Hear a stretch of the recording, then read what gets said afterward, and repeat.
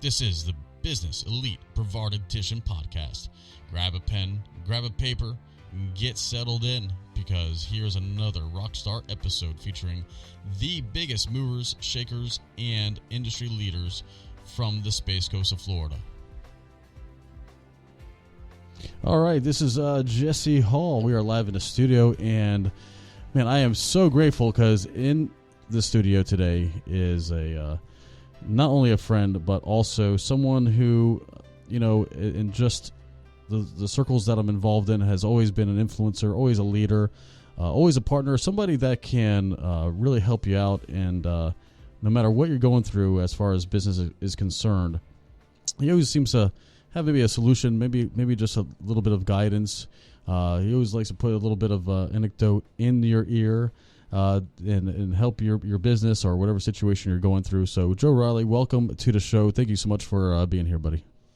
Great. It's great to be here, Jesse, and I'm honored to be on the Space Coast podcast. It's really a pleasure, and looking forward to having some fun with you. Oh, we're going to have a good time. First of all, for all those that are listening live on Facebook, hello. There's your camera, Joe. Yeah, hello, everybody. Give everybody a wave. And real quick, please go ahead and share this.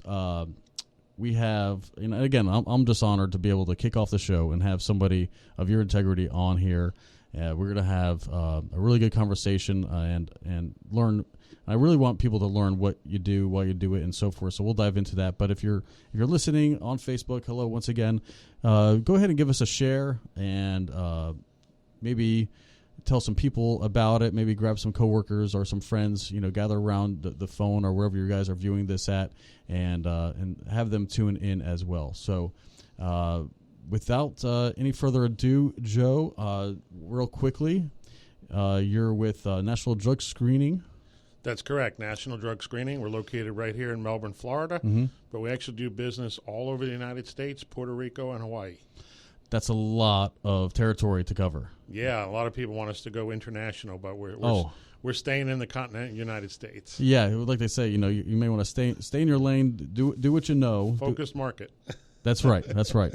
Try, it's good to try to be a McDonald's or a big global brand, but I think in what you offer in that service and that industry, it may be really tough to get out intercontinentally and control the devices, control the product and service.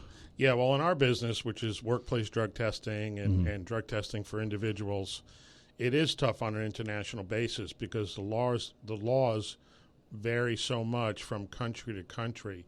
So in the United States, we have some very clear federal laws on drug testing, which I'm very familiar with. I've been studying them for 25 years. Wow.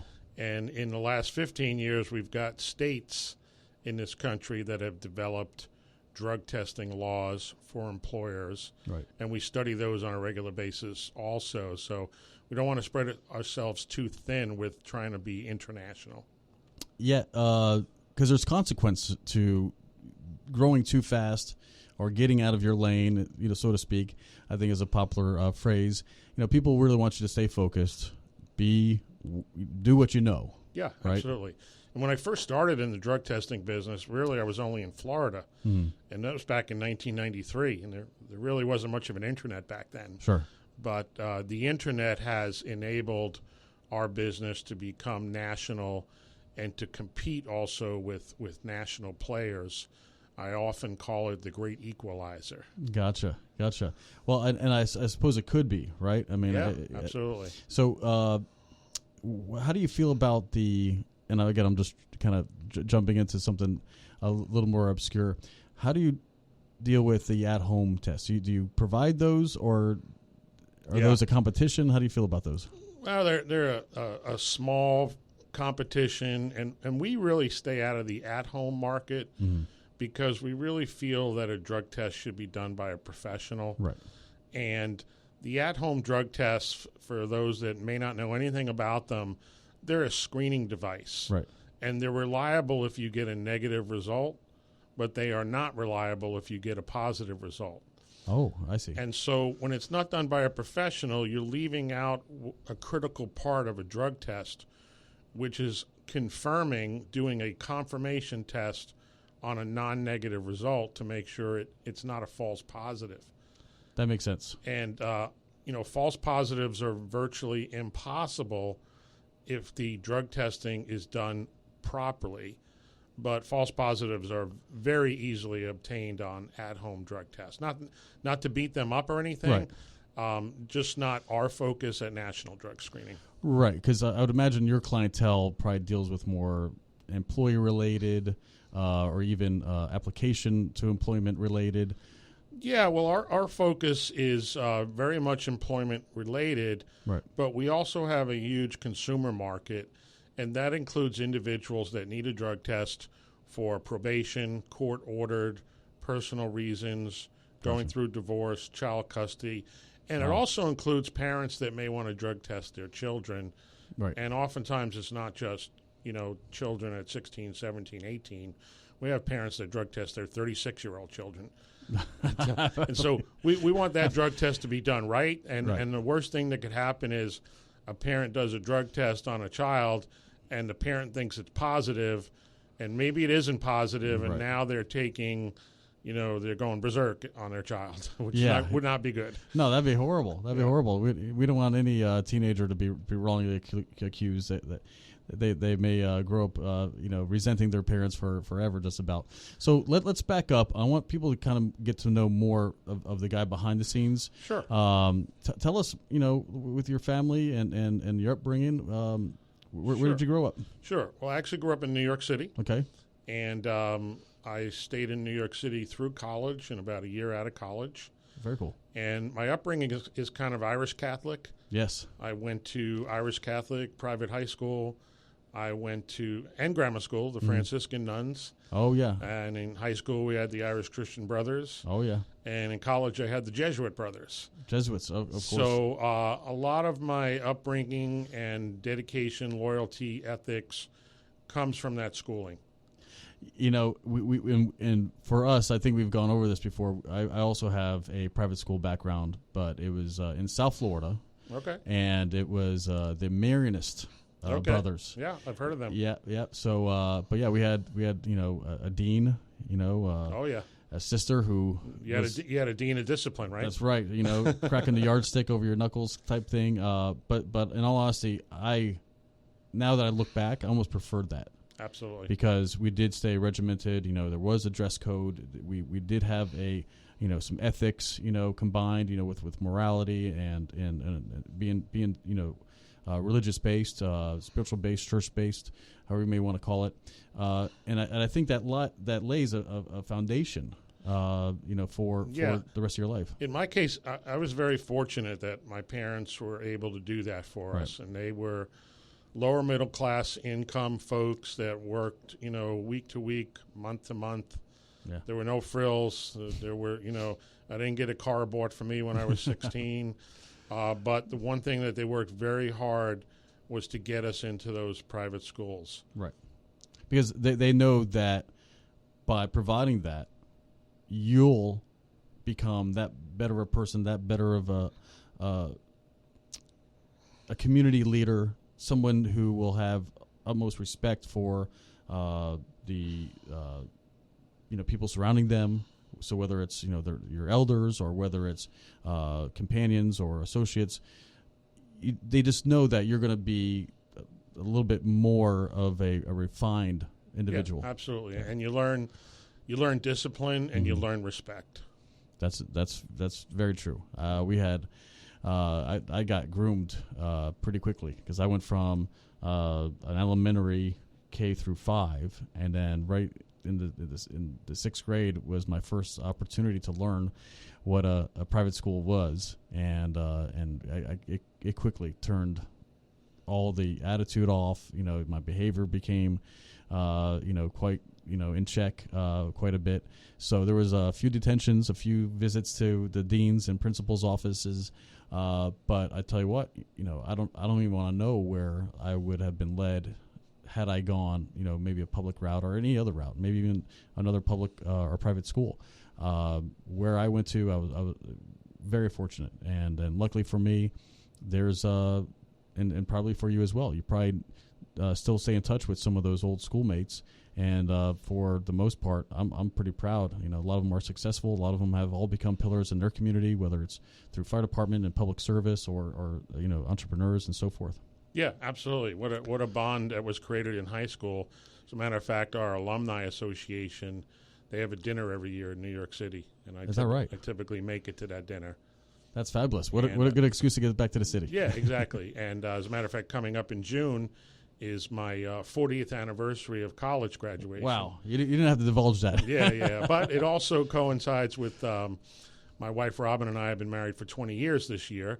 Very exciting. Congratulations. We'll be able to spend a long weekend in New York with my college graduation buddies, and also a trip to the Freedom Towers, where we actually got engaged at the World Trade Center before it came down. Wow. That's pretty heavy, but I've yet to revisit. I was there as well with the Twin Towers were still erected, and I've yet to go back. Not through all of the construction and demolition, all that period. It's been 18 years now. Yep. So for me as well, I'm looking forward to going back and seeing the memorials and everything else that they've. We've driven by it, but this will be the first time we actually go, and I didn't realize it, but they actually have a restaurant on the top floor, which, like they did, Windows of the World. Windows of the World. And so I gave the diamond ring right there on the window. Oh man, you're a stud. And we'll be going back there to have a toast and to celebrate. That's perfect. That's perfect. Looking forward to it. I if it's anything like the original Windows of the World, they wrote the book on fine dining. I mean, they had one of the best wine cellars. I mean, I had a little, being in the restaurant business, a little bit of my history. That was kind of like our gold standard. And that's what we measured ourselves upon. Very cool. So, well, interesting. Just to interrupt you, that you mentioned restaurant industry, because I spent 12 years in the restaurant industry. Oh, is that right? Yeah. Man, we have so much in common. I'm so glad we have these talks. So the family, again, good upbringing and so forth, and then you got married. Tell us about you have any kids? Yeah, so actually being in the restaurant business, it was difficult to get married young. Yeah. So I got married just 20 years ago. Okay. And we have 3 children. Very cool. And 2 grandchildren. Oh, wow. And so our grandchildren live up in Georgia, and we just spent Christmas with them, which was delightful and wonderful. So they must be young, because if you were just married 20 years ago, so you must have some young. Well, a little bit of a blended family. Okay. So, but yeah, we've got 2 kids in their 30s and one in their 20s, and then Gotcha. 5-year-old and a 6-year-old grandchildren. Awesome. So, and those are the best grandchildren. And you said you traveled to go see them? Yeah, we went up to Warner Robins, Georgia, which is just south of Macon, Georgia. So about a 6-hour drive from here. Yeah, I've friends around the Macon area as well. Yeah, absolutely. It's quite nice. You're far enough from the city, but you're still not. You're still close enough to do a date night or go see a special event and so forth. And I also have a brother who's on the other side of Atlanta in Decatur. Okay. So he's on the other side. But yeah, Georgia's a great place. Yeah, that whole Macon, Warner Robins area, very, very family oriented. Right. And very affordable housing. Right. Our son bought his first house at 21, so very proud of him. That's amazing. What an accomplishment. Yeah, I just again, I'm speaking from experience here. Recently, I sold a home and for some friends, and that's where they moved to. And they were able to take a little Rockledge home here, about 1,100 square feet, and they totally upgraded up there. And it's wonderful. Now they have like a nice big yard, acres. They have deer in the backyard. They send me pictures all the time. Very, very cool. So it's, for you to be a homeowner is really huge, especially at that young of an age. So coming past the family, what do you do as far as fun? What do you do for like recreation and? Well, my wife and I are beach people. Good. We love the beach, and we're very fortunate that for the last 5 years we've lived in a condo right on the ocean. Very fortunate. So I also like to cook, specifically barbecue, so that works out great. So how come I haven't been invited? You will be, yeah. For our audience, they may not know, but we're neighbors there in Indian Harbor Beach, except we live a couple blocks away from the beach in a cozy little townhome. We love it though. I've lived in Indian Harbor for about 10 years. Yeah. We call it the sleepy little beach town. It's so good though, and we love it. Very fortunate. Yeah, it's fair to be there. So we like to travel. Just this past fall, we were on a European cruise for 14 days, and a month before that, I got to go to Ireland for the first time ever. How'd you like that? Went there with my brother, who had been there once before. But we had a wonderful time in Ireland. So a little built-in tour guide with the family. Absolutely, that's absolutely. Awesome. So how'd it feel going back to the homeland? It was good. It was good to see the countryside. Went to Dublin. A couple days in Dublin was plenty. Just really seeing the rest of Ireland was really an incredible experience. Yeah, of course you went to the famous cliffs. We did. It was actually our first stop. There was it. And then we went to a little small town, Doolin, right outside the cliffs, and very cool. A little town with a bed and breakfast and 3 Irish pubs, and we made it. Perfect. We made it to all 3 of them. That's awesome. They don't have barbecue in Ireland, though, do they? No, no. And to be honest, the food isn't spectacular in Ireland. No, I mean it's and they say that with most of the UK. Yeah, but I mean the burgers are good, the fish and chips are good, the corned beef and cabbage is good. That's and the stew and some bangers and mash. Yeah, that's kind of about it. Yeah. Well, that's what they know. It's an isolated, little island. Yep. So that people don't get that. You just don't have like the amount of agriculture here we have in the States, where there's just plenty of livestock and everywhere. You're on a very isolated portion, so you have to import most of your meats and so forth, and a lot of it's just mutton and things that you find just local. So a lot of sheep, a lot of shepherd's pies and stuff like that. So I totally get that. I've heard the same thing, but I tell you what, there's nothing better than a good fish and chips meal. No, but the people in Ireland, they're the most friendly people, and everywhere you go, you meet people and they want to know your story. Right.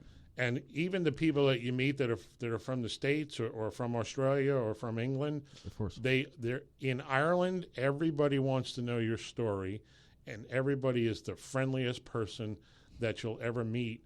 And no matter where we met somebody that had some connection to us Is that right? somewhere, whether it was through New York City, and my brother's a retired police officer in New York.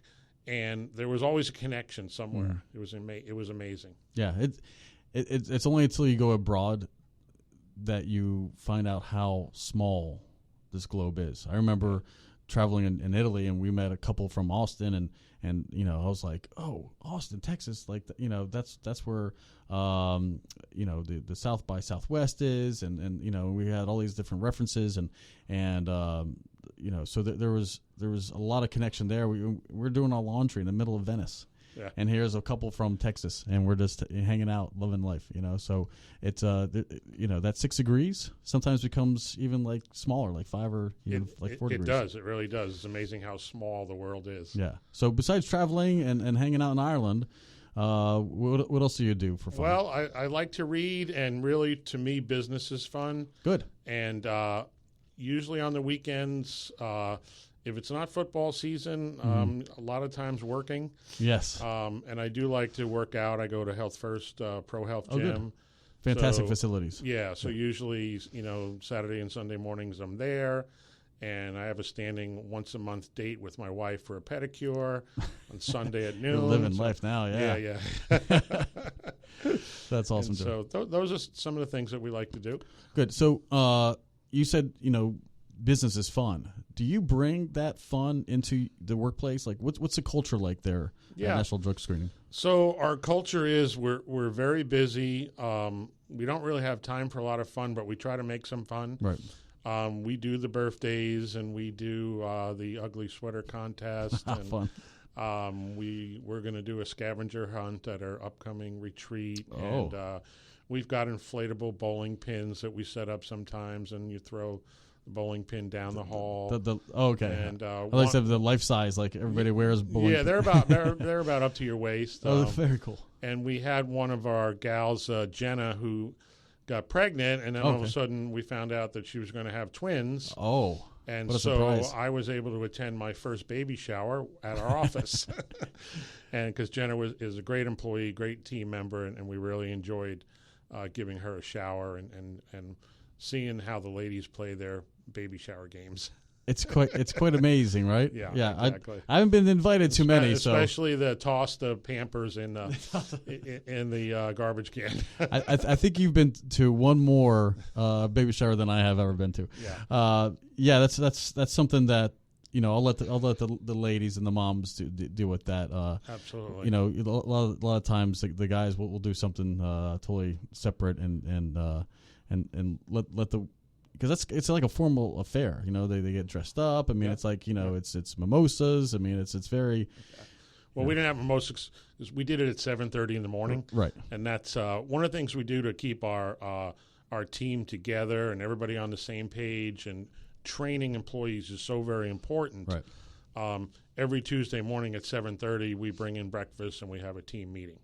See, all hands on deck. Good. So that is some of that team building, that culture that I know for other business owners, they strive to get.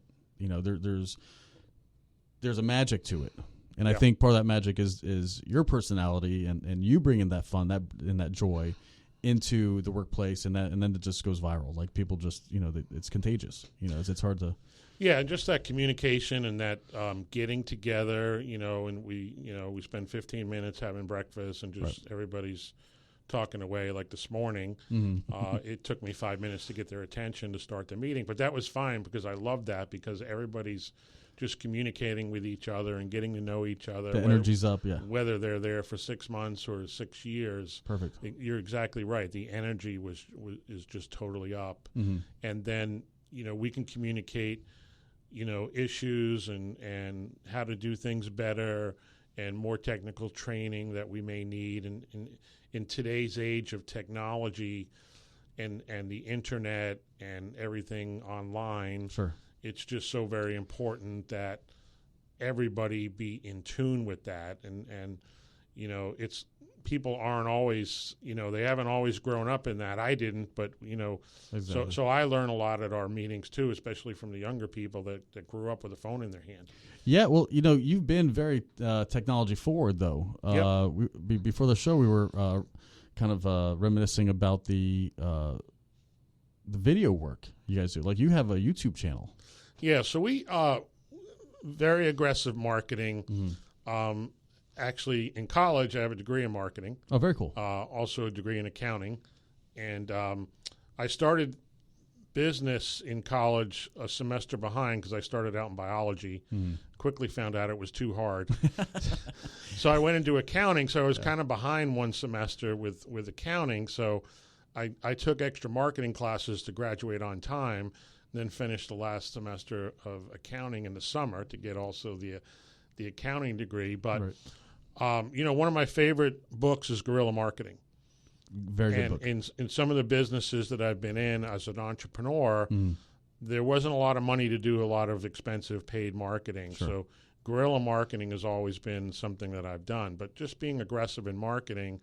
And so with the internet, we're extremely aggressive, and that is part of, doing business all over the country. And with YouTube, we have found that, it's a very large search engine, probably the second biggest or third biggest. And so we started putting videos on YouTube, and the videos educate our customers, educate our prospects, get lots of hits from people that are Googling for something, whatever it might be. So it greatly increases our search engine optimization. And so we started that about 2 years ago. Last year we ramped it up. We probably got about 85 videos on our YouTube channel. That's a good catalog. And we're probably going to add about 28 this year and continue on that trend. So being that you're in that drug screening space, and, I'm just, forgive me, I guess I haven't watched enough of your videos. So how many, I guess there's lots of topics. I mean, you brought in a book as well, describing the industry. I guess there is that many topics about drug screening. Yeah, so, people think maybe it's a simple thing, drug screening or Right. drug testing, but it's not really. Mm-hmm. And, an employer sends somebody for a drug test and they get back a result. Right. But there's a lot of things that happen in between. Okay. And the employer also, besides sending someone for a drug test, before they ever did that, they should have had a company policy about drug testing. And that company policy needs to be written properly and in compliance with state and federal laws. That makes sense. And they should have trained their supervisors on what the policy says and what the consequences are, and also train their supervisor on how to recognize signs and symptoms of someone that might be under the influence at work. Gotcha. And that's what my book is about, okay? Reasonable suspicion drug testing. Yeah, So- show the camera. So we wrote this book to help employers give this to their supervisors to help them understand how to recognize signs and symptoms of someone that might be under the influence of alcohol or drugs, and at that particular time to get them out of the workplace. Right. Because they're a safety risk. Right. They could hurt themselves, they could hurt someone else, and they also need a drug and alcohol test, so there's now documentation Right. that this person violated company policies. Exactly. The other thing that's part of that program, it's actually a 5-step program. So I'm talking about a policy, supervisor training, educating employees, Right. giving employees access to get help if they have a drug or alcohol problem. Right. So we call that an employee assistance program. And many companies have that, or is included in health insurance, or we provide resources to our clients, because the important part about drug testing, in the United States, it really got started in the early 80s. And it wasn't just, give them a drug test. If they're positive, get rid of them. Right. It was give them a drug test. If they're positive, let's see if they want to get help. Great. And if they want to get help, let's get them help. Let's get them clean. Let's keep them working. Right. And then the 5th step is the drug test. So all those things that I just mentioned, that's about 20 videos right there. And it sounds like it. Because That's a lot of we content. give short videos on one particular topic because of people don't want to spend an hour necessarily watching a video. We give them a Right. 5-minute video. Right. For example, one of the biggest questions and the biggest search terms that we see is somebody types in, what is a negative dilute result? And so what is that? Right. Okay. And so we educate on that. It's really a situation where the person that went for the drug test drinks a lot of water. Right. And their urine was kind of more water than urine. Right. And there may be 1 or 2 reasons why that happened. One may be they were doing it on purpose Right. to try and dilute their specimen.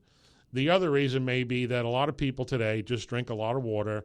They're trying to lose weight. It's more healthy. They're involved with sports. Oh, yeah. Hydration is huge. They work out a lot. So the company policy has to kind of figure out in advance, what do we do when we get a negative result? The lab told us it's negative.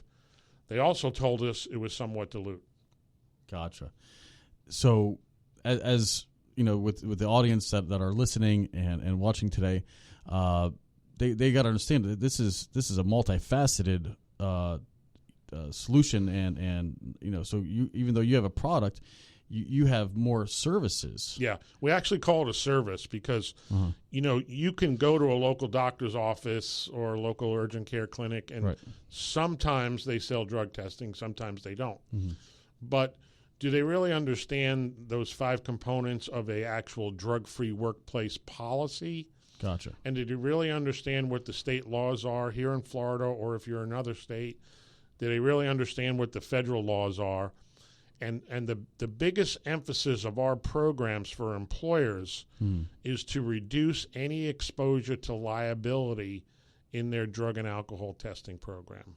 Because there's been a history of people who have been tested suing companies? Yeah, so if you test somebody and you didn't have the I's dotted and the T's crossed and the proper policy, did the proper test, you didn't confirm the positive result, you didn't have it go through a medical review officer process, which I'll talk about. If you did any of those things wrong and you fired somebody, and then they're driving down the road and they see a billboard that says, Morgan & Morgan. Right. have you been plug for them. Have you been unjustly fired from your job? Right. And it come to find out that testing was done all wrong. Oh man. So there's potential exposure to liability.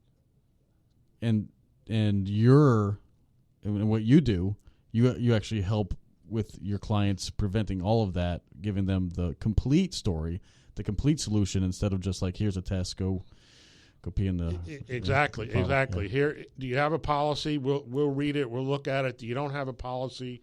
We'll help you develop one. The policy should have clear consequences. Right. That you don't treat one person different from another person. That's very important. That's the other potential of a lawsuit. Right. And that everything's being done right from the point that you tell someone they need to have a drug test. And a classic example is somebody calls us up and says, we want to do a drug test on John here. He's kind of acting funny. We want to do a random drug test on him. Oh. And we say, well, have you documented what you mean by acting funny, number one? Sure. Number two, has a supervisor observed these actions? And number three, there's nothing random about doing that test. Right. It's called a reasonable suspicion test. And if you call it the wrong thing, right, when you go to court, the attorney's going to say, can you explain to me the scientifically valid, computerized, random selection process that was used to randomly select my client? Right. There was no randomly selected procedure or scientifically valid method. You got to call it what it is. Right. That is fascinating. So I'm learning a bunch already over here. I hope some of our listeners and audience watching today are also learning quite a bit. Real quick, I just want to kind of give again credit to Joe. You were recognized by the Space Coast Business, Space Coast Living. Not only do they do an online component, but they also have a really nice glossy magazine that comes out on a monthly basis, and they recognized you and gave you an award. Tell us about that. Yeah, they did. I was very honored for 2018 Space Coast Business Magazine, Space Coast Living Magazine. They do an annual dinner, and they give awards to top business leaders on the Space Coast. I think there were 5 or 6 or 7. And one of those awards is the Bernie Simpkins Entrepreneurial Award. Right. And so I was honored as the Entrepreneur of the Year for 2018 from the Space Coast Business, Space Coast Living magazine. That's amazing. They had a gala dinner and presented the awards and got up on stage and accepted the award. You were there. It was great to see you there. I was, and you had a very moving speech. Yeah, it was thank very you. moving, Thank you. And I was able to bring, of course, my wife Robin and some dear friends and about half a dozen of our team at National Drug Screening. So, and it's interesting because Space Coast Business Magazine, back in 2008, they did an article on me. Yeah, and the name of the article was "Once an Entrepreneur, Always an Entrepreneur." Very cool. So 10 years later, you finally get recognized. Yeah, and I have that, of course, hanging in my office. The magazine, and now I have the new one. You got a very handsome plaque. Yeah, beautiful plaque with a great photo. They have a great photographer there. Yeah. I think his name is Josh, and does excellent work. Really good photographer. Yeah. Yeah. So you made the cover. Yeah, absolutely. Yeah. So we're very honored with that. Do you remember which edition? If anybody wants to go look back, it's the December issue of Space Coast Business. Oh, it was. Yeah. Okay. So September 2018. It's probably on newsstands. Yeah. It's already. Also. I think the new magazine is for January. Is just coming out. Right. I know Space Coast Living came out earlier this week. Right. And also online, you can Google Space Coast Business Leaders of the Year, and you can see all the business leaders, and they were all, all of their stories were phenomenal. Right. One of the award winners that runs the the Space Center areas up there was actually an astronaut from the shuttle. Yeah, and really interesting talking to him. I mean, how profound. Somebody. You got to share the stage with somebody who went to space. Exactly. It was pretty cool, actually. Yeah. Joe, tell us. We have some entrepreneurs out there in the audience, and you've done great things. We've always talked about some goals for you and your business, and it looks like you're trying to increase about 20% of revenue, and that's a gross revenue. For that entrepreneurs that's listening today, they see you as an inspiration. You've grown a big national brand. You're making videos. You're having fun doing it. What could you tell somebody who's just kind of beginning their stride? Sure, and there's a lot of things, but just to break it down into some of the basics, okay, you got to have focus. Mm-hmm. You got to have laser clear focus. You've got to define what is your product and service very clearly. Write it down if you don't have it written down. You got to define where your market is. Is it just Florida? Is it just Brevard County? Is it all of the United States? Is it all of the world? Right. And don't make it all of the world if you're not ready for that. And don't make it all of the United States if you're not ready for that. Exactly. So you define your product. You define, where you're selling it. Mm-hmm. You define how you're going to promote it.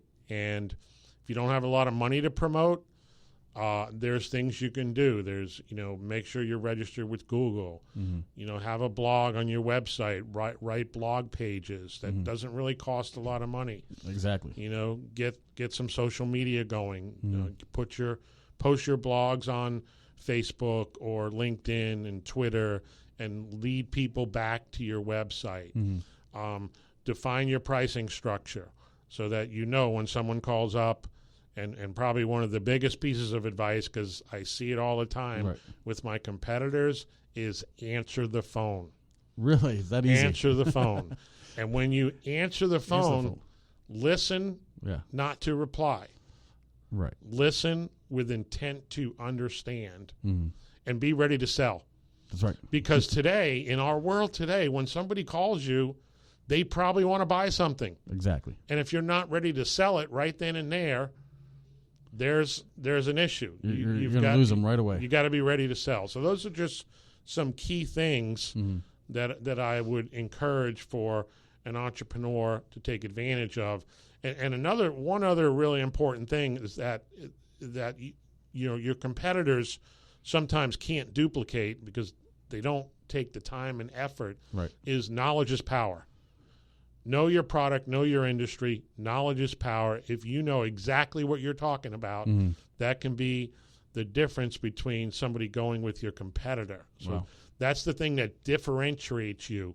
Okay, you know what you're talking about, and they just got off the phone with someone who didn't really know what they were talking about. Exactly.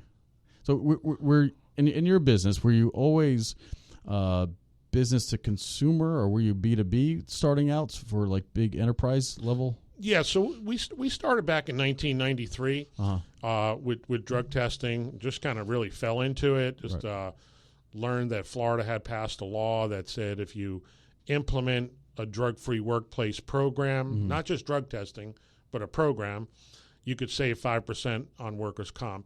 Oh, mandated by statute. Still in effect today, so a business can save 5%. So we started out focusing on Florida businesses that had high workers' comp rates. Right. Because they could save money. Of course. And great market. We found out at some point in time later that United States Department of Transportation requires drug testing of truck drivers and aviation entities and oil and gas entities and transit systems. So a whole market of businesses that are required to have drug and alcohol testing programs. Then we started getting calls from individuals. That's kind of from funny. Consumers. How'd they find you? Well, this is kind of when the internet started, when it first started, okay? We put up a website early on, okay? I'm trying to think. I either built it myself or had somebody build it, but about 2 years later, I found somebody that knew how to really build one. Yeah, I'm going to quickly just go there because we did have it up here. So tell us about this website and so you got it up first. Yeah, so the .com era. This is not the one we got up, back in the 90s, but we got a website up and we started getting calls from individuals who wanted to buy a drug test. That's so fun. And I tell this all the time to people because about 30% of our business is consumer business. And people say, well, why would an individual want to buy a drug test? Okay, and there's multiple reasons for it. Okay, and it happens almost every day. As a matter of fact, it does happen every day. We probably get 25 phone calls a day from an individual that wants to buy a drug test. So why? Well, the number one reason is they're on probation. somewhere in the United States, they're on probation, and they've been told by their probation officer to get a drug test done. Oh. And often they've been told to get one done twice a month. Right. So we go ahead and sell them twice a month and give them a discount to buy them all up front. The other reasons are some type of court-ordered situation, individuals going through divorce or child custody cases, husbands and wives, boyfriends and girlfriends accusing each other of using drugs, parents that may think that their children might be using drugs or their children are using drugs. They've admitted it, and they've sworn that they're going to stay clean, so it's accountability. Right. And to be quite honest, some people get a drug test done because they know they're going for a job next week, and they want to make sure they're clean. So that's just so fascinating. That is so fascinating how, you being more of an unconventional, type of, you were in public, but people sourced you, they found you, and so that sparked your now business to consumer revenue and portion of the business. Where has that now led you to? What has it evolved into? Well, on the consumer side, it's evolved into really having a call center of people that answer the phone and sell tests to those consumers all over the country, every day, in every nook and cranny in the United States. And they say, well, here's where I am. I need to get a drug test today or tomorrow. And we say, based on our computer systems, yes, we have a facility. We can send you in there right away. Or you're in some remote area. We'll find you a facility and we'll call you back in 30 minutes. Fascinating. So we've got 5 to 6 people that's basically all they do. Okay. Then we have business to business. So we have businesses all over the United States that call us that want to set up a drug-free workplace program, and they have found information on our website that is relevant information, helping them to understand that it's not just a drug test, and it's not just having someone pee in a cup and send it off. Right. There's multiple facets to it. So, and a part of our business that has helped us is taking advantage of technology. We have the latest software system available today, very robust, that can help us order a drug test and get the result back to the employer client, and typically within 24 hours. Wow. So do you have your own lab? No, we utilize major laboratories like Quest Diagnostics and LabCorp. Gotcha. And then those laboratories have facilities all over the United States that collect urine. And then they're sent out to the laboratory is a big facility, locked down, key card entry. Sure. People think I'm going to the lab for my drug test. Nobody ever goes to the lab for their drug test. They go to what we call a collection facility. The urine is collected, and the big labs like Quest and LabCorp, they have their own planes at the airports, and every day a courier brings a truckload of specimens. They put them on the plane, and they're at the lab at 5 o'clock tomorrow morning. That's fascinating. They start testing at 5:30, and by 9:30 we start getting drug test results because we're electronically connected with those labs through technology. Well, it's got to be encrypted. You don't want very results secure, hacked very encrypted, locked down. If you put the wrong password in, you get locked out. You have to be reset. You have to change your password every 90 days. Oh, wow. All types of very strict security there. It sounds like it's quite regimented. So how much would you say now that you've gone into the public consumer space, how much of that revenue is now generated from offering individuals drug screening? Yeah, so we kind of have like 3 major segments of revenue, or 3 major markets. Okay. One is consumer sales, about 30% of our business. 30%. 30%, yeah. So that's a pretty magical number. That's a significant amount. Okay, so and then and I want to keep this quick. I promise I want to keep too much of your time, and I want just like you're doing 5-minute YouTube videos. Exactly. I don't want this to be somewhere get into something that's too much to digest for somebody. I really could talk about this till tomorrow morning. I could tell, and we may just have to bring you on over and over again, Joe. You just have to be a regular guest here. So, tell me about your facility now. It's headquartered in Brevard County. Yeah. We're over on off Hibiscus Boulevard in Melbourne. We've got about 4,000 square feet, and again, we don't do any drug testing at our facility, Right. and we don't collect any urine there. Fascinating. We're administrators. We're consultants. We're administrators, and we're process people. We process everything, and our technology sends it out to get it ordered. Right. Gets results back through the lab. And the last piece that's really important is every drug test result for an employer goes through what's called a medical review officer or an MRO. A medical review officer, and we have 5 of them that work for us. They're based out of Denver, Colorado. It's an outsourced situation. They all work for the same company. They review every positive drug test result. Right. Okay. And they call every single donor on the phone, and they say, Jesse, we got your drug test result back. You're positive for opiates, let's say, for example. Sure. And they'll say, is there any medical explanation for that? Do you have any prescriptions? Gotcha. And you may say, well, yeah, I have a prescription for codeine. I have back pain, Right. and I take codeine. And the MRO will say, okay, Jesse, that's good.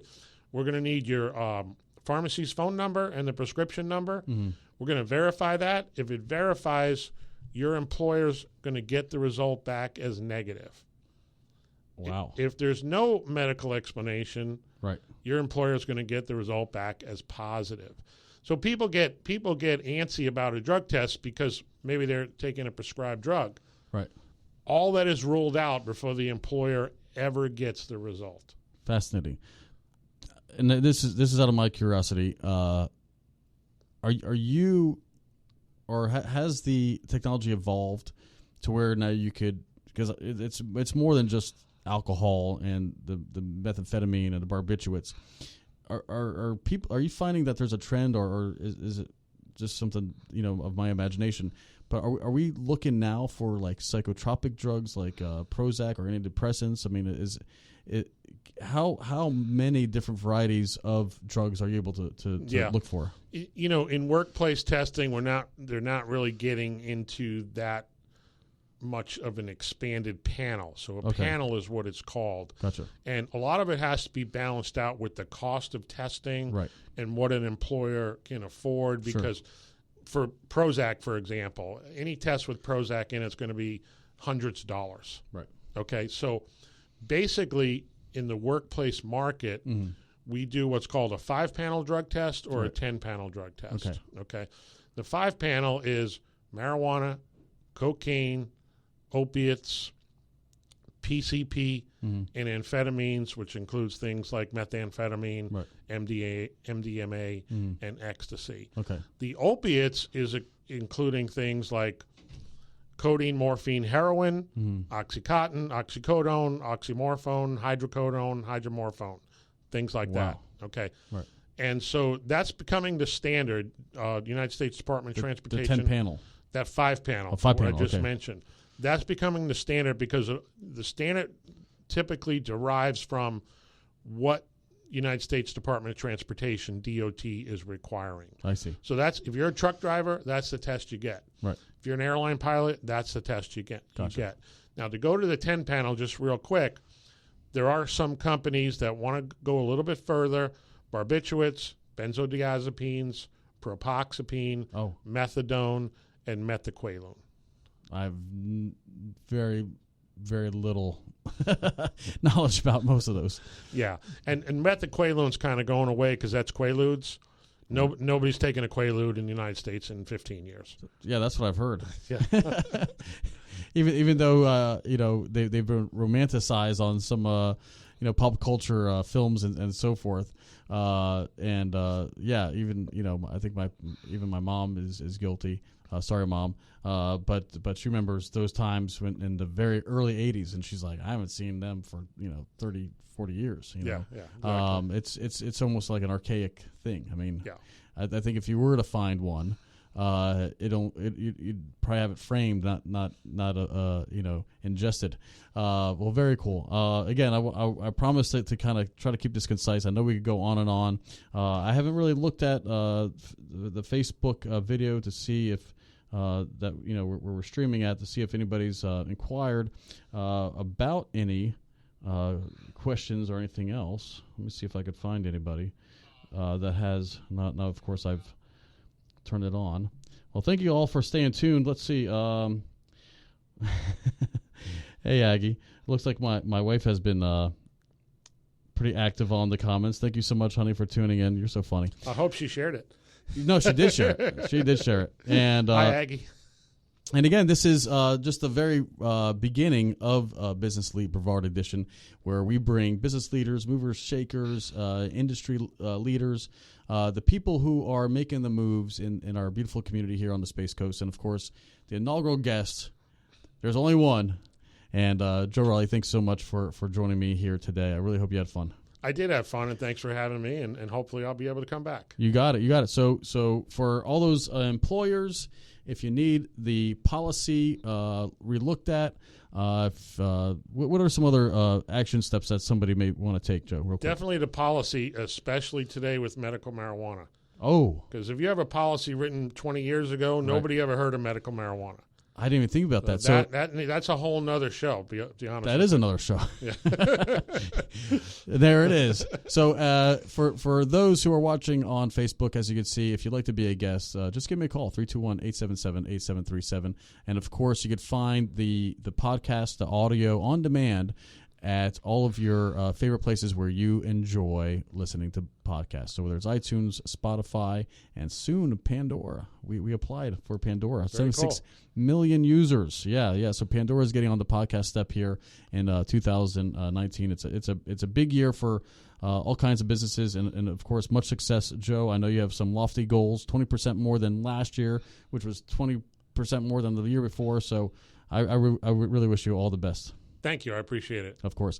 And from all of us here at Space Coast Podcast and Business Elite Brevard Edition, we hope you guys have a great day. And, of course, if there's anything you need, please reach out to Joe. You can find him not only at his office on Hibiscus, but is there an email you want to just let the listeners? Yeah, everything's nationaldrugscreening.com. So okay. Joe at nationaldrugscreening.com. Or your personal email. Just www.nationaldrugscreening.com. Yeah, I answer the phone.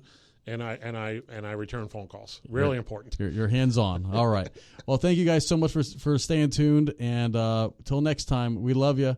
And of course, may your business be of much success. Thank you so much.